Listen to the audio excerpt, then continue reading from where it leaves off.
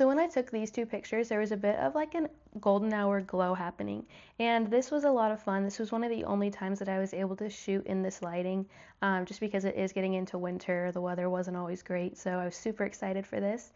And when I did the shutter at 1,000, I just really wanted to see how much light it would be able to pick up because it was relatively bright while I was out there. I was actually wearing my sunglasses while I was driving to this spot. But once I saw these developed, I was pretty shocked that even on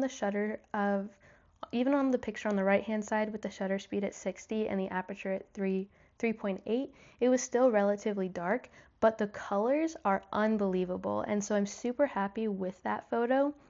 And I really enjoyed having the comparison of the shutter at 1,000 and the aperture at 8.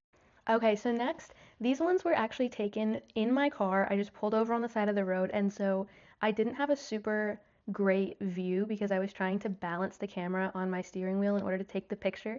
And the one on the right was the first one that I took, and then the one on the left was the second one. And unfortunately, I didn't even realize that it wasn't in focus on the first one. So a little bit of a bummer, but we can still really look at the colors. The one on the right hand side with the shutter a bit slower and the aperture lower, I feel like the colors are almost getting blown out, but I feel like the one on the right hand side is showing like a little bit of a blue wash when you look at the road and the pine needles that are kind of on the ground. And so I was a little bit bummed by that. I feel like this was one of the photos that really showed me that just because it might be brighter doesn't necessarily mean that I will like the colors more. I wish it was in focus though. I think that would give me a way better idea of how I feel about these two photos. And last, I wanted to show you guys these two. This is my favorite comparison. As you can see, the pictures aren't exactly the same, but they are super similar, taken seconds apart. And for these ones, I left the ISO the same at 400 and the aperture the same at 11, but the shutter was 125 versus 1,000.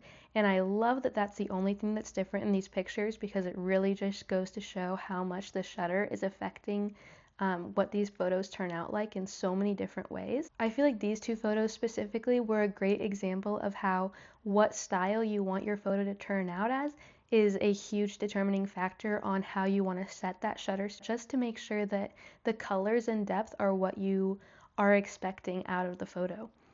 I hope you enjoyed watching this video about my little film camera experience. I'm excited to continue taking some photos once the weather is better, and I feel like this experience really got me to understand this camera more than I normally would learn. So this was awesome. If you have any recommendations or things that you noticed that you want to mention to me in the comments, I would greatly appreciate it. I'm excited to continue learning about this camera because, of course, this first round of film just began to scratch the surface on what this camera is capable of and what I can keep an eye out for as I'm taking the perfect picture. Thanks for watching.